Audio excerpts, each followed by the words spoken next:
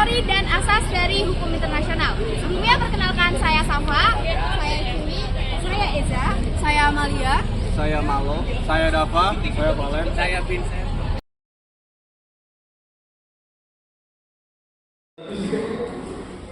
Terdapat definisi dari teori kehendak negara yang dikemukakan oleh beberapa para tokoh, diantaranya Zorn, Nagel, dan George Jelena. Zorn merupakan salah satu pemuka pendapat teori kehendak negara yang mengungkapkan bahwa hukum internasional adalah perwujudan dari hukum tata negara yang mengatur hubungan luar negeri atau Außenrecht. Hukum internasional bukanlah hukum yang lebih tinggi dan mempunyai kekuatan mengikat tanpa adanya kemauan dan kehendak negara. Yang kedua, menurut George, terkait dengan teori kedaulatan, hukum internasional ditaati dan mengikat negara-negara karena hukum internasional merupakan kehendak sepihak dari negara yang bersangkutan atau dibuat atas kehendak negara yang bersangkutan. Yang ketiga, menurut pandangan Hegel, negara memiliki kedudukan yang lebih tinggi daripada individu, bahkan dianggap sebagai perwujudan langkah Tuhan di dunia. Dalam keagungannya terhadap negara, Hegel menyatakan bahwa individu harus tunduk pada kehendak negara dan taat pada aturan yang ditetapkan. Kemudian terdapat contoh kasus dari teori kehendak negara. Yang pertama, pernyataan Menteri Luar Negeri Norwegia pada tahun 1933 terkait pendudukan dan penguasaan Denmark atau Pulau Greenland bagian timur. Yang kedua, pernyataan Presiden Prancis pada tahun 1973 terkait percobaan bom nuklir yang menuai banyak kontra. Selanjutnya adalah dasar hukum teori kehendak negara. Dalam bab 1 pasal 1 dan 2 Piagam Perserikatan Bangsa-Bangsa dinyatakan bahwa hukum internasional berlaku karena adanya kehendak dari negara yang bersangkutan untuk tunduk pada hukum internasional yang memuat hubungan internasional, mulai dari kesetaraan kedaulatan negara hingga larangan-larangan yang ada dalam hubungan internasional. Baik, apakah masih relevan teori kehendak negara ini? Jawabannya adalah masih relevan. Dalam hubungan internasional, dalam konteks kedaulatan dan identitas negara dalam dunia yang semakin terhubung, kehendak negara ini berperan penting dalam menentukan kebijakan luar negeri dan interaksi antar negara. Namun, karena ditentukan oleh hukum nasional atau kehendak negara tersebut juga belum kuatnya sistem hukum internasional, maka perkembangan hukum internasional tidak terlalu tepat. Tantangan ini juga ada berkaitan dengan globalisasi dan isu lintas batas juga mempengaruhi bagaimana kehendak tersebut diwujudkan. Di sini saya akan menjelaskan tentang asas kepentingan umum. Apa itu asas kepentingan umum? Dalam hukum internasional, asas kepentingan umum merupakan prinsip yang menekankan bahwa negara-negara yang terlibat dalam hubungan internasional harus memperjuangkan kepentingan bersama dan dapat mengatur kehidupan bermasyarakat. Dengan kata lain, hukum internasional tidak terikat pada batas wilayah suatu negara tertentu. Jika ada pelanggaran terhadap kepentingan umum, maka hukum dapat disesuaikan tanpa memandang batas negara. Jadi asas ini memungkinkan negara-negara untuk menyelesaikan diri dengan berbagai peristiwa atau situasi yang berkaitan dengan kepentingan umum. Contoh penerapan asas ini bisa kita lihat dalam berbagai perjanjian internasional, seperti perjanjian lingkungan yang bertujuan untuk melindungi ekosistem global atau perjanjian perdagangan yang mengatur kepentingan bersama antara negara-negara untuk mencapai kesepakatan. Ketika negara-negara berusaha mencapai kesepakatan, asas kepentingan umum menjadi landasan untuk memastikan bahwa keputusan yang diambil tidak hanya menguntungkan satu pihak saja, tetapi juga seluruh pihak dan seluruh masyarakat internasional. Yang pertama, pentingnya asas kepentingan umum itu yang pertama adalah keseimbangan.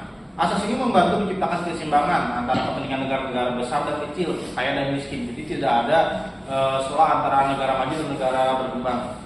Yang kedua, kerjasama. Dengan mengutamakan kepentingan bersama, negara-negara dapat bekerja sama untuk mengatasi tantangan global seperti perubahan iklim, perdagangan, dan konflik bersenjata.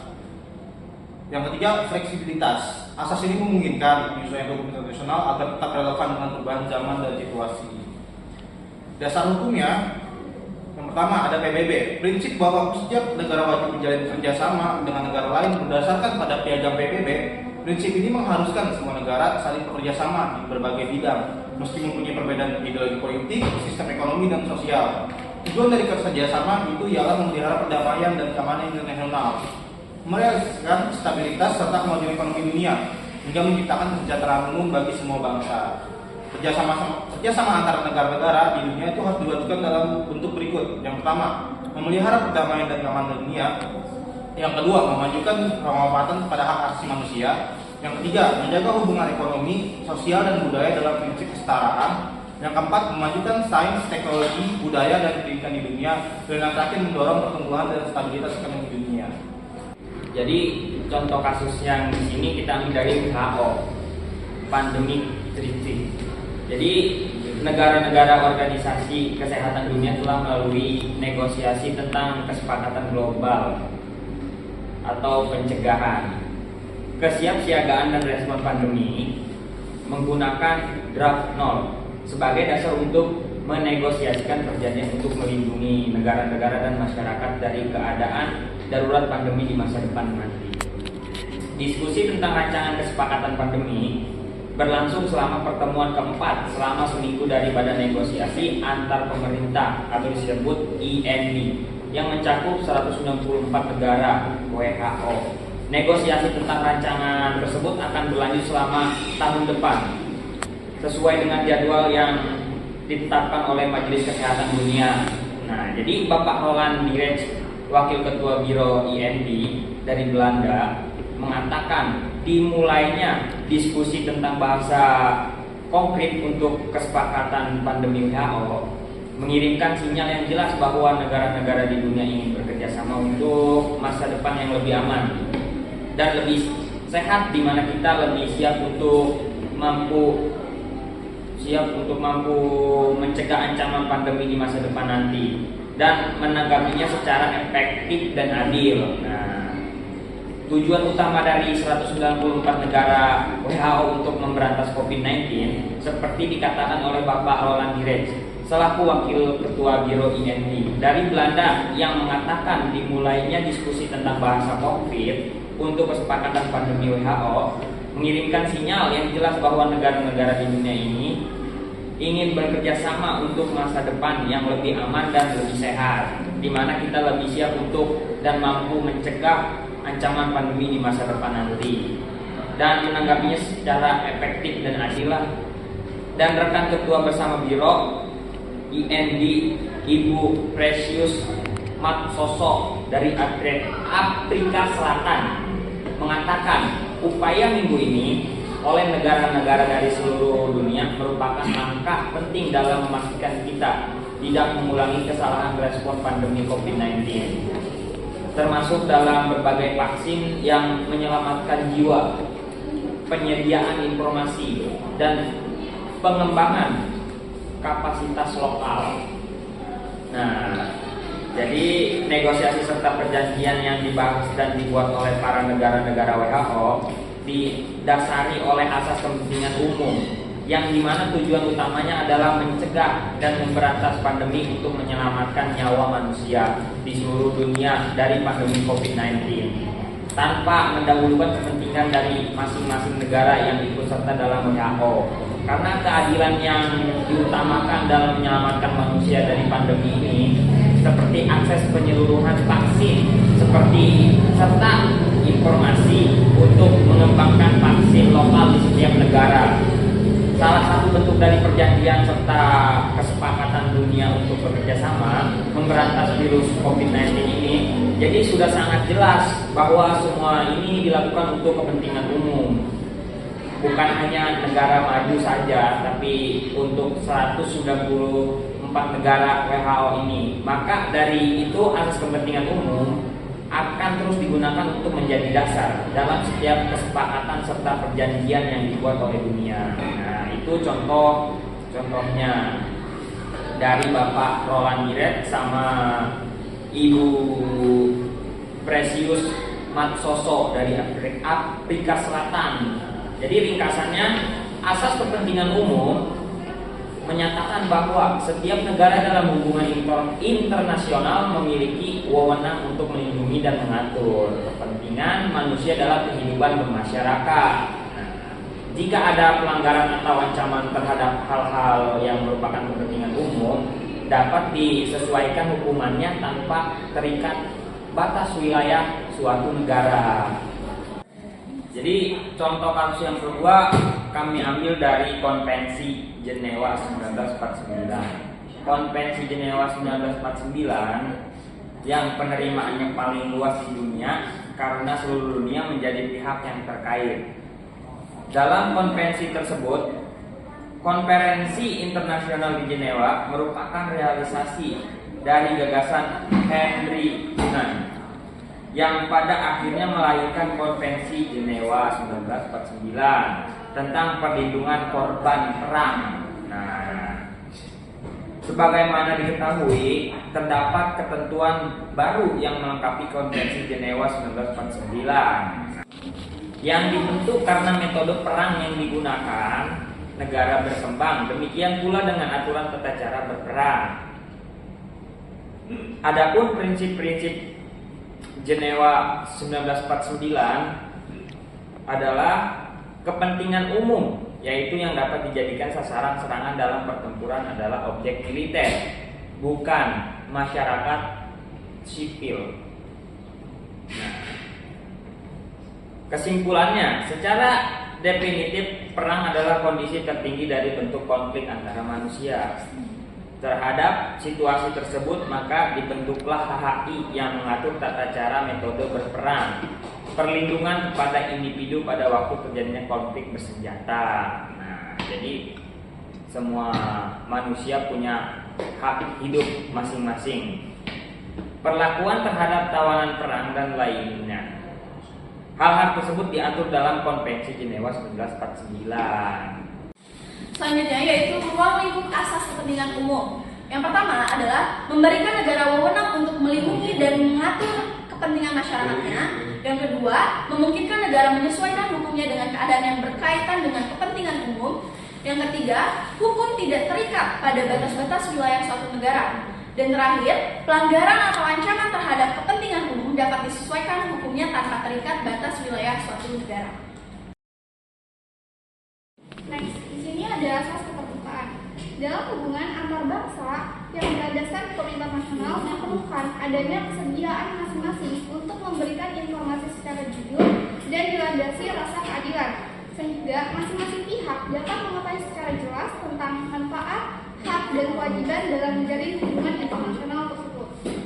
Selanjutnya, di sini ada dasar hukum dari asas keterbukaan. Apabila kita lihat Undang-Undang Nomor 14 Tahun 2008 tentang keterbukaan informasi publik, sebetulnya undang-undang ini bukanlah undang-undang yang secara langsung mengatur tentang hukum internasional. Namun, undang-undang ini mencerminkan komitmen negara terhadap prinsip-prinsip keterbukaan yang diakui secara internasional. Nah, hukum internasional mendorong negara untuk menyediakan akses informasi kepada publik sebagai bagian dari upaya untuk meningkatkan hak asasi manusia dan akuntabilitas pemerintah. Dengan demikian, meskipun tidak secara langsung berkaitan, undang-undang ini sejalan dengan prinsip keterbukaan dalam konteks hukum internasional. Jadi terlepas dari itu, apabila kita melihat prinsip sebagai dasar hukum dari asas keterbukaan ini mengacu pada prinsip transparansi dan aksesibilitas dalam proses hukum. Hal tersebut bertujuan untuk memastikan bahwa negara dan individu dapat mengetahui dan memahami norma serta aturan yang berlaku. Nah, jadi prinsip ini mendukung keadilan dan akuntabilitas serta membantu membangun kepercayaan antara negara-negara. Selanjutnya ada kasus yang berkaitan dengan asas keterbukaan. Yang pertama itu ada kasus sengketa Pulau Sipandan dan Ligitan, yang mana ini melibatkan Malaysia dan Indonesia yang berfokus pada klaim kedaulatan atas kedua pulau tersebut. Sengketa ini diselesaikan oleh Mahkamah Internasional atau ICJ pada tahun 2002 yang memutuskan bahwa pulau-pulau tersebut adalah milik Malaysia. Asas keterbukaan berkaitan dengan prinsip transparansi dalam penyelesaian sengketa internasional. Dalam konteks ini, proses pengadilan di ICJ mencerminkan keterbukaan di mana argumen kedua belah pihak dapat diakses publik dan putusan dijelaskan secara rinci. Keterbukaan ini penting untuk membangun kepercayaan dan legitimasi dalam penyelesaian sengketa. Dengan demikian, kasus ini menunjukkan bagaimana prinsip keterbukaan dapat berperan dalam proses hukum internasional dan penyelesaian konflik antar negara. Selanjutnya adalah kasus Panama Paper yang berkaitan dengan asas keterbukaan negara juga, di mana ini menjelaskan keterkaitannya itu tentang transparansi keuangan. Panama Papers menggunakan praktik penghilangan penghindaran pajak dan penyembunyian kekayaan oleh individu dan entitas melalui offshore companies. Kasus ini menyoroti pentingnya transparansi dalam sistem keuangan global. Lalu yang kedua ada akses informasi publik. Kebocoran dokumen tersebut menunjukkan perlunya akses yang lebih besar terhadap informasi terhadap kepemilikan aset dan transaksi keuangan agar masyarakat dan pemerintah dapat mengawasi tindakan yang tidak etis atau ilegal. Lalu ada akuntabilitas. Kasus ini mendorong tuntutan untuk akuntabilitas dari pejabat publik dan pengusaha yang terlibat. Keterbukaan informasi membantu masyarakat menuntut pertanggungjawaban dari mereka yang menyalahgunakan kekuasaan. Lalu selanjutnya reformasi kebijakan. Penemuan ini mengarah pada diskusi global yang mengenai perlunya reformasi dalam kebijakan pajak dan regulasi keuangan untuk mencegah penghindaran pajak dan meningkatkan keterbukaan. Dengan demikian, Panama Papers mencerminkan pentingnya asas keterbukaan dalam menanggulangi korupsi dan meningkatkan kepercayaan masyarakat terhadap sistem pemerintahan dan keuangan. Terima kasih. Ruang lingkup asas keterbukaan dalam hukum internasional mencakup beberapa aspek penting, di mana yang pertama itu ada transparansi proses hukum, yang kedua ada akses terhadap informasi, yang ketiga partisipasi stakeholder, terus yang kelima pelaporan dan publikasi, yang keenam ada hak asasi manusia, di mana asas keterbukaan dalam konteks ini bertujuan untuk meningkatkan kepercayaan, legitimasi, dan efektivitas sistem hukum internasional. Oke, next. Jadi, apakah asas keterbukaan ini masih relevan dengan sekarang? Jawabannya iya. Asas keterbukaan dalam hubungan internasional tetap sangat relevan untuk saat ini atau sampai sekarang. Dengan meningkatnya globalisasi dan kompleksitas isu-isu internasional, transparansi dan akses informasi menjadi kunci untuk membangun kepercayaan antara negara, mendorong akuntabilitas, dan melibatkan masyarakat dalam proses pengambilan keputusan. Selain itu, isu-isu seperti perubahan iklim dan keamanan global memerlukan kolaborasi yang efektif dan terbuka antara negara-negara. Demikian materi yang dapat kelompok kami